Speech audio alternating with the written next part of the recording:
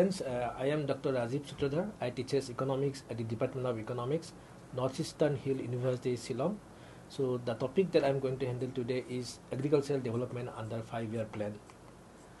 So the outline of my presentation here is basically I'm going to talk about this agricultural development under the regime of the planned era in different phases basically.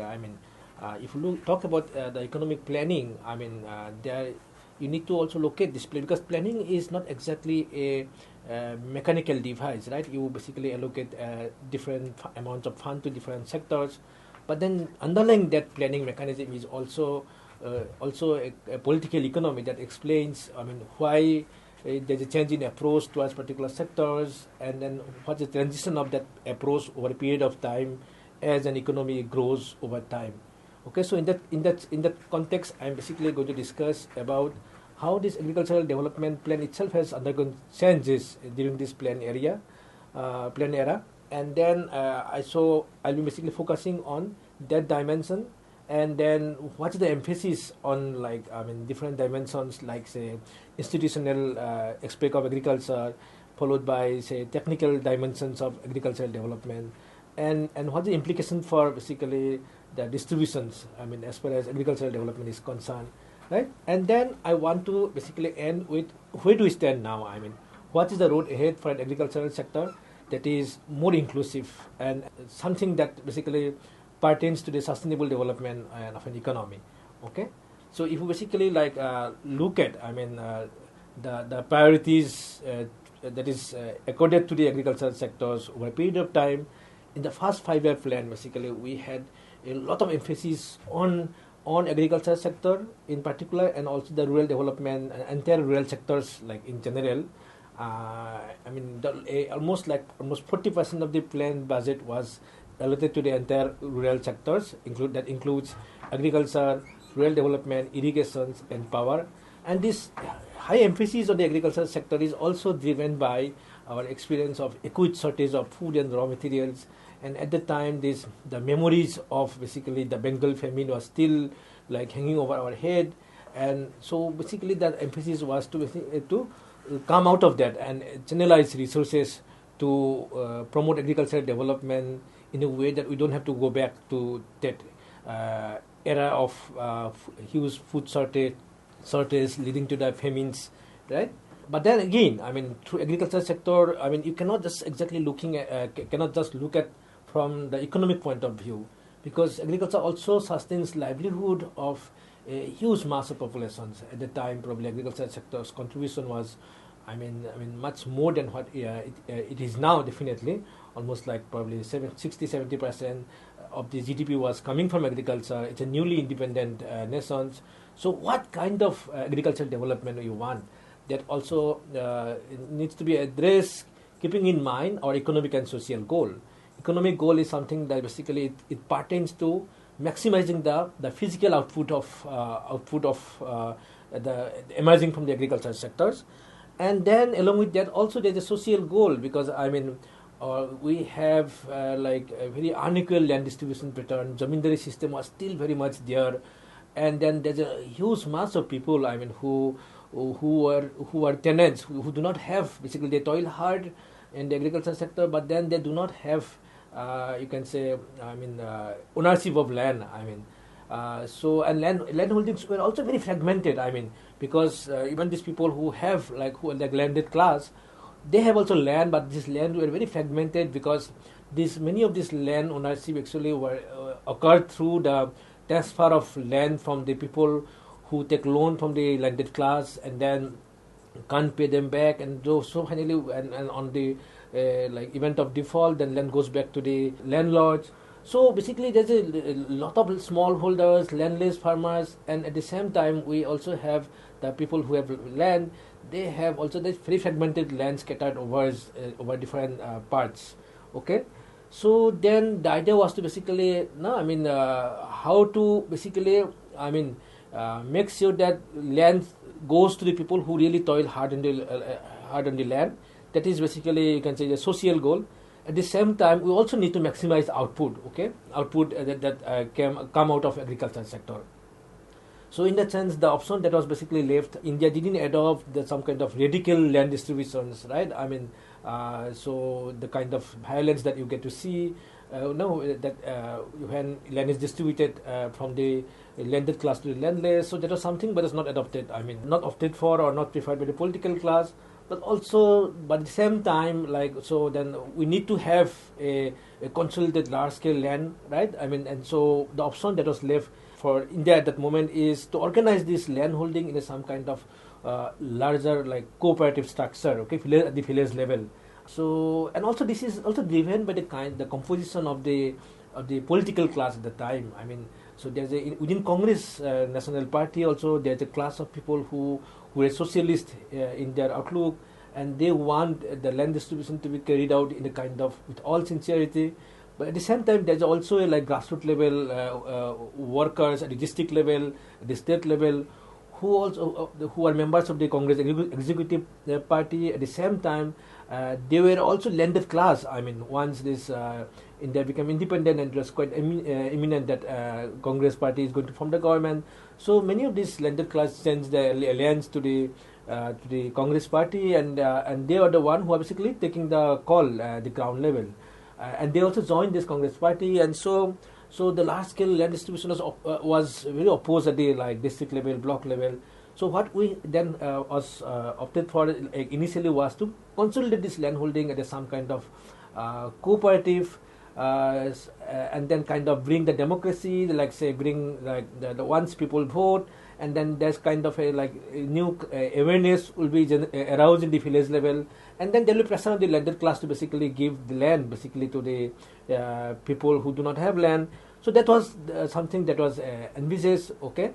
So in a sense, but then I mean, so basically, if you look at, I mean, at the time, there's also a strong belief among the certain sections of the people within the Congress party that if there's agricultural backwardness in India, that problem is not with the kind of technology that we have, because I mean, even with the same level of technology, countries such as China, Java Island, they have much better yield because they could address this institutional factor, something like say, lack of incentive for the people who do not have land. I mean, they have, like, the land was much more equally distributed, and people like work with much more basically incentive in the agricultural sectors, okay. But basically what I try to say is that the agricultural backwardness, the reason for that is socio-economic factor basically that prevent the dynamic forces to operate in agriculture as far as India is concerned, and those institutional obstacles were not there in countries like China and Java Island. So, I mean, the idea was that we need to organize this entire agricultural sector at the village level cooperative, and then kind of like we need to bring the scale. At the same time, we can also address this the social issues. I mean, but then I mean, this was not adopted. I mean, not pursued with a full intensity, and also there's a clash of class interests that was operating at the village level. All basically lead to a scenario where basically this cooperative could not, the whole design of this cooperative could not be pursued with all sincerity, right?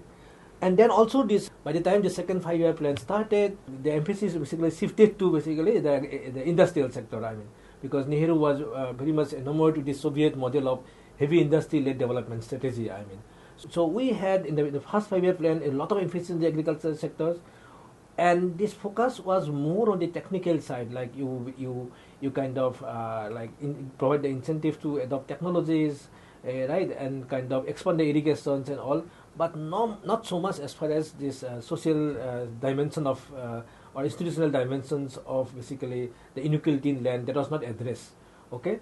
So by the time second 5-year plan started, so we have this change in approach, and like more focus went to industrial sector rather than agricultural sector.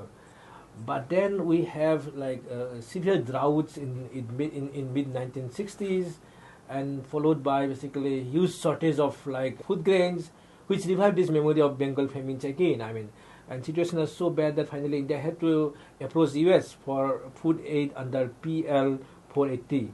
Okay, I mean, but then this is the time that government finally decided that enough is enough. We now need to have a huge push as far as technology is concerned, like technological solutions to agricultural problems, shortage of food grains and all. So basically what I mean to say is that we didn't address the institutional problems, and to finally, like, as a quick fix solutions, we finally adopted the Green Revolution technology, which was developed by Norman Borlaug, the famous food scientist in Mexico. I mean, and government also basically give so this is how we ended up adopting Green Revolution. And this is also, Green Revolution is a package basically which entail very intensive use of resources like irrigation, fertilizer, pesticides that go together with the high yielding varieties of seeds.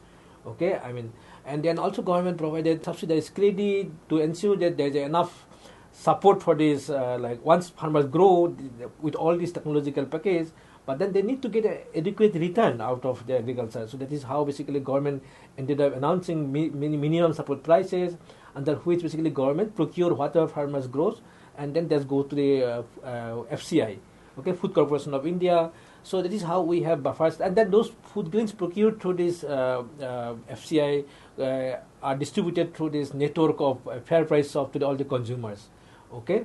So this is also time. So that means again from the fourth five-year plan onwards, you see a significant allocations of budget, right?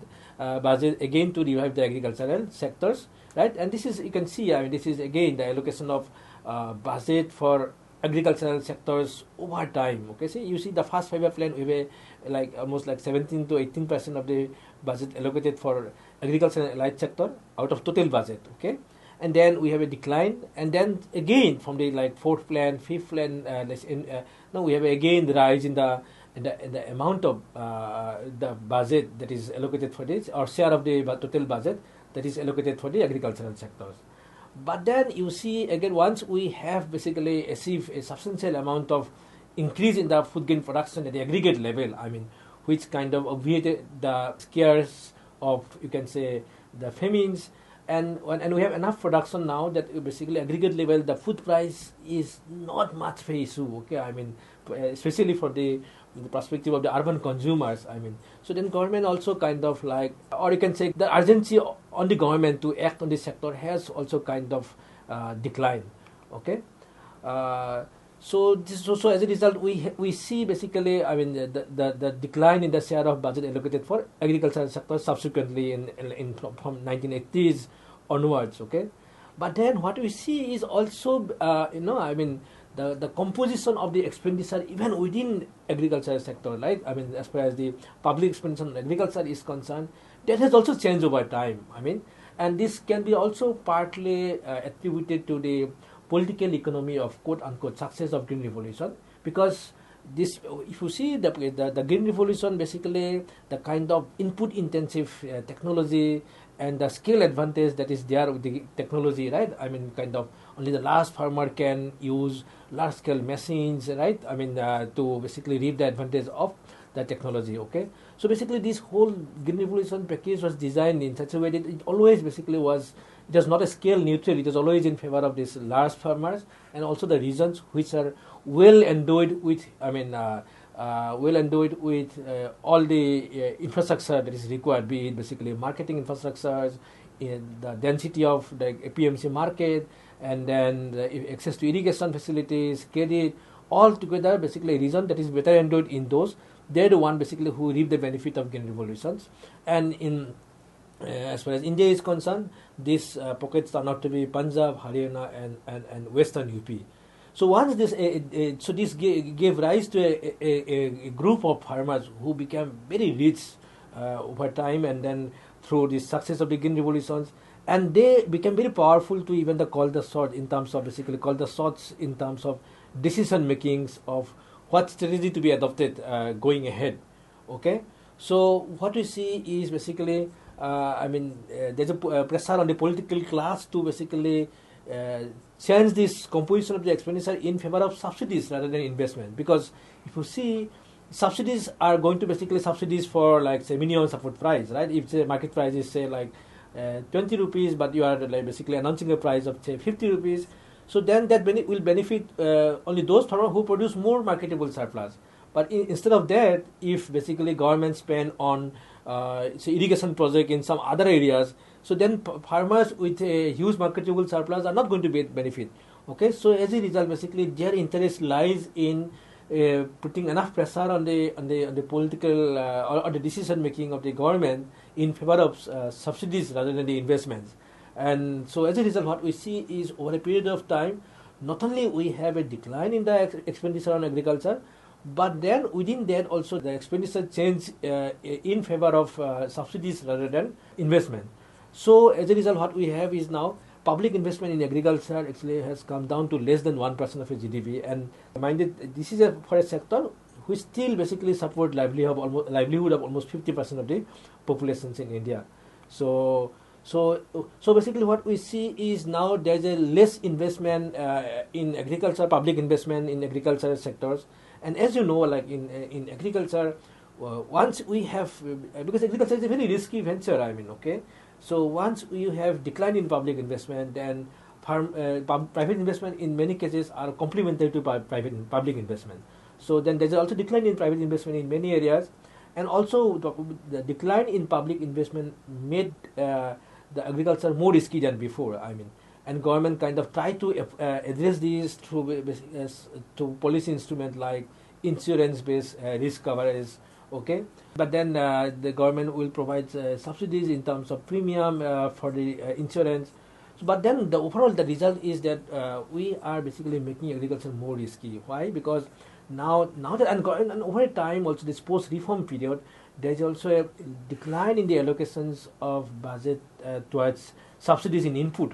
Okay, some of the inputs like government has now moved towards nutrient-based subsidies, right? So overall, basically, subsidies to this farm input has declined, and petroleum cost also has risen.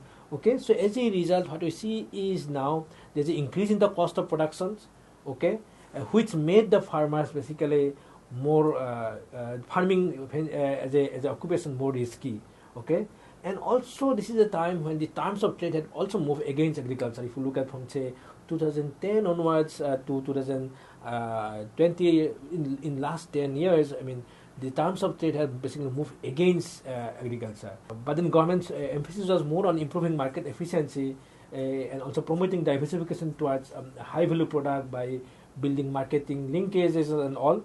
Okay, so what we see now is basically the large scale agrarian distress basically in the midst of plenty, in the sense that now if you look at this the business dailies every year after the harvesting season, if you see that agricultural production in aggregate terms is breaking all records, all previous records every year.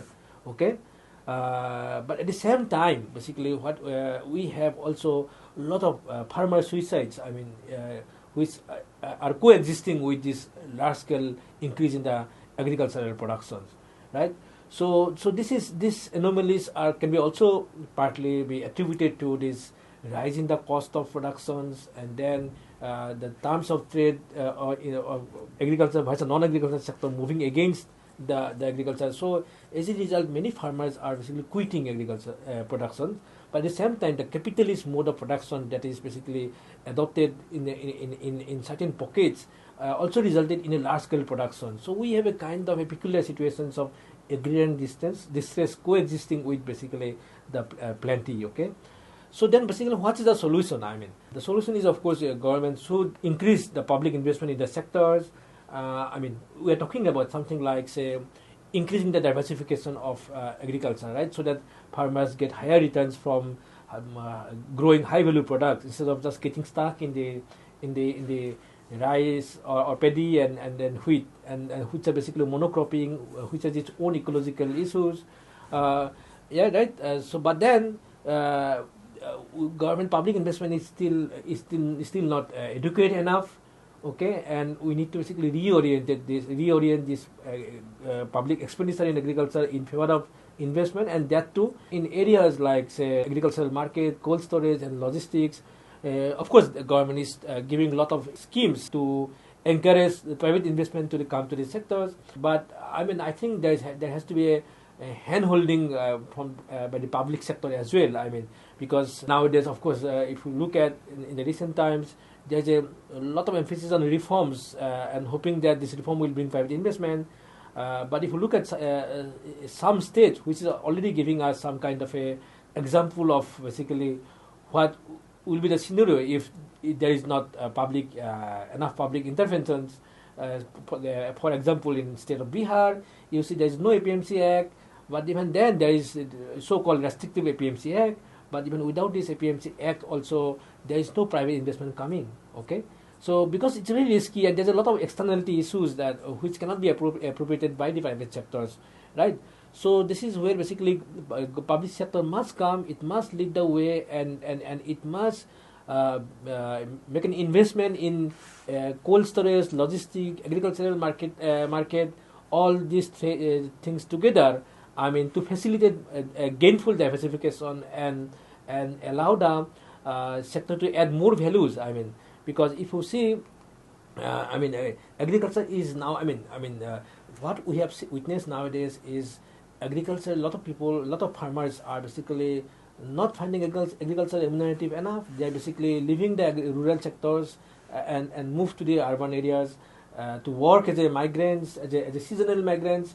I mean, in a condition which is much, not so desirable. I mean, they are not paid as per the minimum wages and all, and the mode of recruitment means that they are often exploited. So what we need is basically an agricultural sectors, which should serve as a basically. I mean, if you remember some time back, the Niti Aayog member Professor Ramesh Sant, he was telling one very interesting fact that agriculture is a new industry now. Okay, forget about not moving people from agriculture to industry. We should treat agriculture as an industry. We should create enough opportunities within these sectors, and we should add values. But for that, there is a lot of requirement of public investment to create the field, and then that hope that private investment also will come along with that. And this is what the way ahead, I would say, as far as agricultural sector is concerned. So basically, what I would like to summarize as a whole is that agricultural sector and the planned era can be basically summarized in a way that still till in the first 5-year plan we have a lot of emphasis on the agricultural sectors, and somehow then there is like decline, and then suddenly we have opted for a during the 4th 5-year plan when we had the food insufficiency, right? Huge allocations of budget for the agricultural sector to support the Green Revolution package, and then again we have some kind of complacencies, and we basically opted for market based reforms, and which resulted in basically decline in the public investment in the agricultural sectors, and there's a rise in the subsidies, which actually again got appropriated by the people who are better ended, farmers who are better ended in terms of resources to take advantage of that, right? So that resulted in a problem of basically agrarian distress in the midst of plenty. But then now what we there's indications that we should move away from this cycle of paddy and wheat to basically more value-added crops and add more values to what we do with the agricultural sector. But then this calls for a more public investment in agriculture, and this is something that we need to keep in mind for a sector that is more inclusive and more sustainable pattern of development going forward. Okay, thank you.